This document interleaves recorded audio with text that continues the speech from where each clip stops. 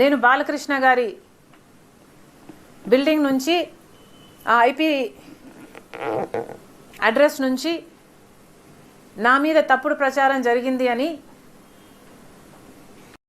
Case పెట్టాను, కావాలంటే నా మాటల్లోనే వినండి అని జగన్మోహన్ రెడ్డి గారు చాలా ఎంటర్టైనింగ్గా ఒక వీడియో క్లిప్ని కూడా అందరికీ చూపించడం జరిగింది. చాలా సంతోషం. కానీ జగన్మోహన్ రెడ్డి గారు, మీకు నిజంగానే చెల్లెల మీద ప్రేమ ఉండుంటే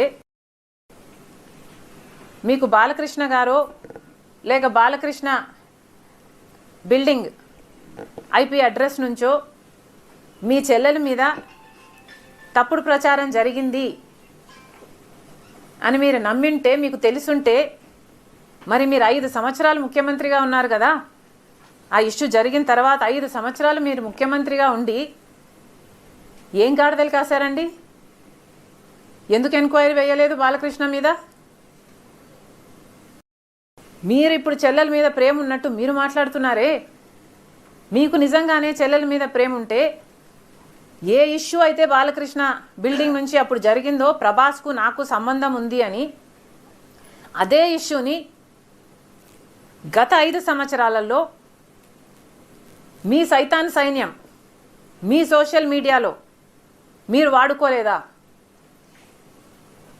నేను ఏ రోజైతే కేసు పెట్టానో, ఇలా జరిగింది, నా మీద తప్పుడు ప్రచారం జరుగుతుంది అని ఏ రోజైతే కేసు పెట్టానో ఆ రోజే నేను ప్రభాస్ అన్న వ్యక్తిని ఇంతవరకు చూడలేదు అని చెప్పాను. ఈ రోజుటికి కూడా నాకు ప్రభాస్ అంటే ఎవడో తెలియదు. ఈ రోజుటికి కూడా చెప్తున్నా, ఆ రోజు ప్రమాణం చేశాను నా బిడ్డల మీద నాకు సంబంధం లేదు ఆయనతో అని.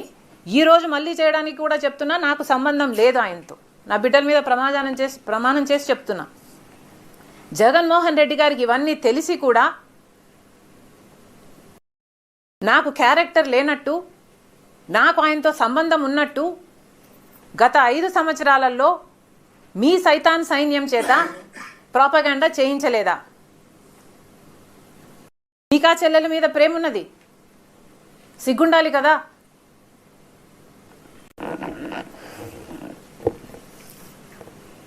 మళ్ళీ నా వీడియోనే ప్లే చేసి మళ్ళీ ఆయనకు మైలేజ్ వచ్చేటట్టు వాడుకుంటున్నారు.